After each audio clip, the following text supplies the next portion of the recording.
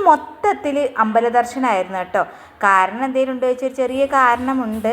എന്തെന്ന് വെച്ചാൽ ഞങ്ങളുടെ തെങ്ങിൽ ഉണ്ടായിട്ടുള്ള ആദ്യത്തെ കൊലയിൽ നിന്നുള്ള തേങ്ങ ഞങ്ങൾ അമ്പലത്തിൽ സമർപ്പിക്കാമെന്നുണ്ടായിരുന്നു കേട്ടോ. അങ്ങനെ 3 അമ്പലത്തിലാണ് ഞങ്ങൾ പറഞ്ഞിട്ടുള്ളത്. അങ്ങനെ ആദ്യം ഞങ്ങൾ ചെറങ്ങര അമ്പലത്തിൽ പോയിട്ട് അവിടെ കൊടുത്തു.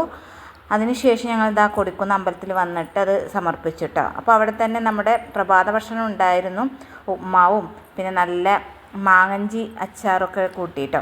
പിന്നെ വൈകുന്നേരം ഞങ്ങൾ തിരുമുറ്റക്കോട് അമ്പലത്തിലേക്ക് വന്നു. ഞാൻ ഇത് 2ാമത്തെ തവണ കേട്ടോ വരുന്നത് ഇവിടേക്ക്. എനിക്ക് ഭയങ്കര ഇഷ്ടമായി ഈ ഒരു സ്ഥലം. നല്ലൊരു പ്രകൃതി രമണീയമായ ഒരു സ്ഥലമാണ് കേട്ടോ അത്.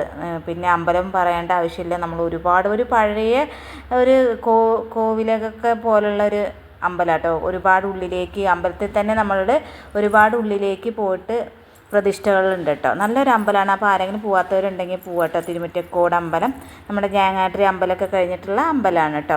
അങ്ങനെ ഞങ്ങളിതാ തിരുമുറ്റക്കോട് അമ്പലവും ഞാങ്ങാട്ടിരി അമ്പലമൊക്കെ തൊഴുതു. ഇവിടെ കൊടുക്കാണ്ടായിരുന്നില്ല, ഞാങ്ങാട്ടിരി അമ്പലത്തിലും നമ്മുടെ തേങ്ങ കൊടുക്കാണ്ടായിരുന്നു. അത് കൊടുത്തു കഴിഞ്ഞ് ഞങ്ങളിതാ ഇവിടെയും തൊഴുതിട്ട് പോവാട്ടോ. ഇവിടെ വന്നു കഴിഞ്ഞാൽ നമുക്ക് വല്ലാത്തൊരു മനസ്സിനൊരു സുഖം. ഏത് അമ്പലത്തിൽ പോയാലും അങ്ങനെ തന്നെയാണ്. പിന്നെ ഇവിടെ പ്രകൃതി രമണീയമായ ഈ അമ്പലം കാണുമ്പോൾ ഒന്നുകൂടി ഒരു കുളിർമ കേൾക്കും കേട്ടോ.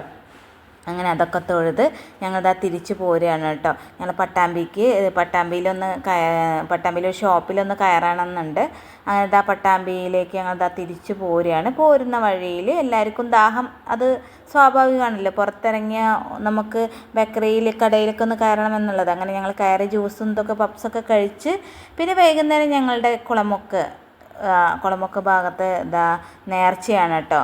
ഇന്ന് നാളെയും നേർച്ചയാണ്. അപ്പോൾ ഗാനമേളയൊക്കെ ഉണ്ടായിരുന്നു. അതും കാണാൻ പോയിട്ട് 1-2 സോങ്സ് കണ്ട ശേഷം